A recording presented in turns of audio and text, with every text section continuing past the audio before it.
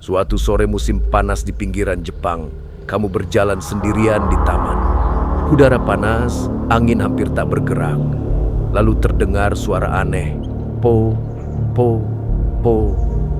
Awalnya kamu mengabaikannya, mengira itu suara ranting atau hembusan angin. Tapi suara itu muncul lagi. Kali ini lebih dekat, lebih jelas. Po, po, po, po.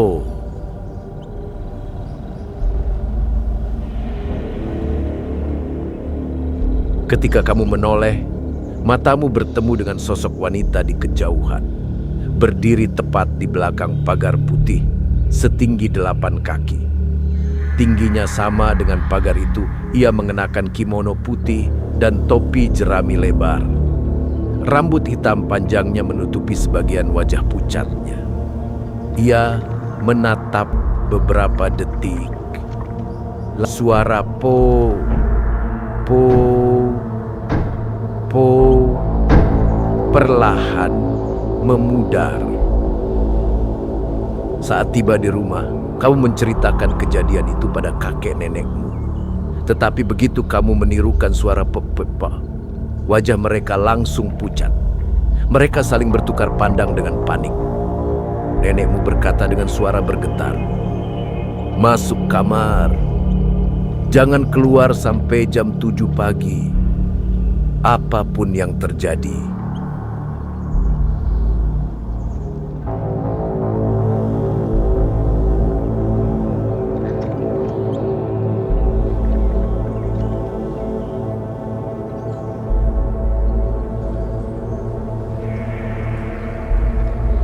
Nenekmu segera menyiapkan ritual.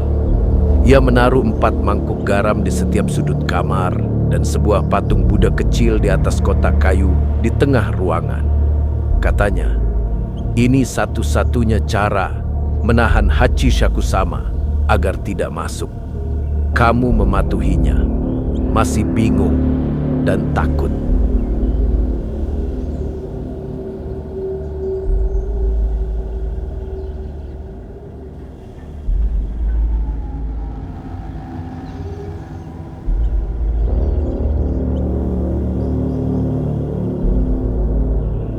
Jam menunjukkan pukul 3 pagi.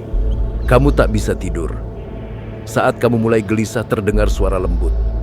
"Kalau kamu takut nenek masuk ya, buka pintunya, sayang."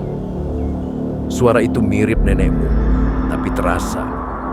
Salah kamu menatap mangkuk garam. Pelan-pelan warnanya berubah menjadi hitam pekat. Gagang pintu mulai bergerak. "Sayang, bukakan pintunya."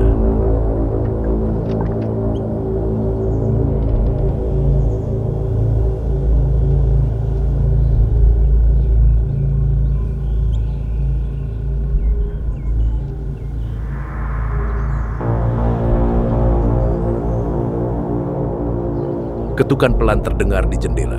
Semakin lama semakin keras. Suara po, po, po kembali muncul, tepat di luar kamarmu. Bayangan seorang wanita setinggi 8 kaki tampak dari balik tirai.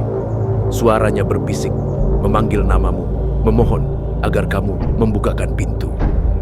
Malam terasa seperti tak berakhir.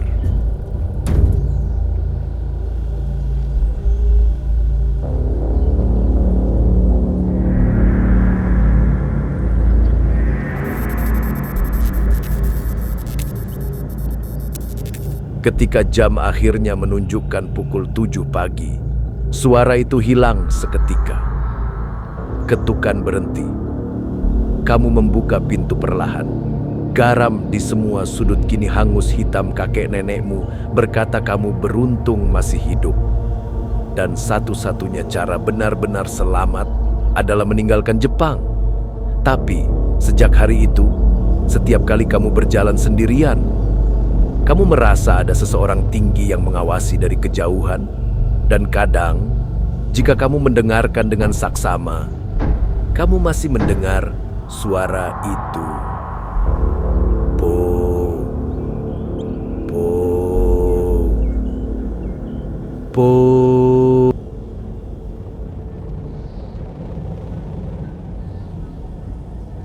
Suatu sore musim panas di pinggiran Jepang, kamu berjalan sendirian di taman.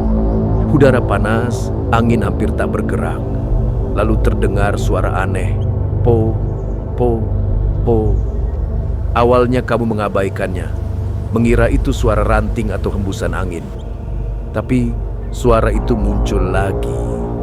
Kali ini lebih dekat, lebih jelas. Po, po, po, po. Ketika kamu menoleh, matamu bertemu dengan sosok wanita di kejauhan, berdiri tepat di belakang pagar putih, setinggi 8 kaki. Tingginya sama dengan pagar itu, ia mengenakan kimono putih dan topi jerami lebar. Rambut hitam panjangnya menutupi sebagian wajah pucatnya. Ia menatapmu beberapa detik, lalu berbalik dan berjalan menjauh. Suara po, po, po perlahan memudar. Saat tiba di rumah, kamu menceritakan kejadian itu pada kakek nenekmu. Tetapi begitu kamu menirukan suara pepepa, wajah mereka langsung pucat. Mereka saling bertukar pandang dengan panik. Nenekmu berkata dengan suara bergetar, "Masuk kamar. Jangan keluar sampai jam 7 pagi. Apapun yang terjadi." Nenekmu segera menyiapkan ritual. Ia menaruh 4 mangkuk garam di setiap sudut kamar dan sebuah patung Buddha kecil di atas kotak kayu di tengah ruangan. Katanya, ini satu-satunya cara menahan Hachi Shakusama agar tidak masuk. Kamu mematuhinya, masih bingung dan takut. Jam menunjukkan pukul 3 pagi. Kamu tak bisa tidur. Saat kamu mulai gelisah terdengar suara lembut. "Kalau kamu takut nenek masuk ya, buka pintunya, sayang." Suara itu mirip nenekmu, tapi terasa. Salah kamu menatap mangkuk garam. Pelan-pelan warnanya berubah menjadi hitam pekat. Gagang pintu mulai bergerak. "Sayang, bukakan pintunya." Ketukan pelan terdengar di jendela. Semakin lama semakin keras. Suara po, po, po kembali muncul, tepat di luar kamarmu. Bayangan seorang wanita setinggi 8 kaki tampak dari balik tirai. Suaranya berbisik, memanggil namamu, memohon agar kamu membukakan pintu. Malam terasa seperti tak berakhir. Ketika jam akhirnya menunjukkan pukul 7 pagi, suara itu hilang seketika. Ketukan berhenti. Kamu membuka pintu perlahan. Garam di semua sudut kini hangus hitam. Kakek nenekmu berkata kamu beruntung masih hidup. Dan satu-satunya cara benar-benar selamat adalah meninggalkan Jepang. Tapi sejak hari itu, setiap kali kamu berjalan sendirian, kamu merasa ada seseorang tinggi yang mengawasi dari kejauhan. Dan kadang, jika kamu mendengarkan dengan saksama, kamu masih mendengar suara itu. Po, po, po. Mau tahu apa yang bersembunyi di kegelapan? Ayo, gabung dengan kami, sukai dan berlangganan.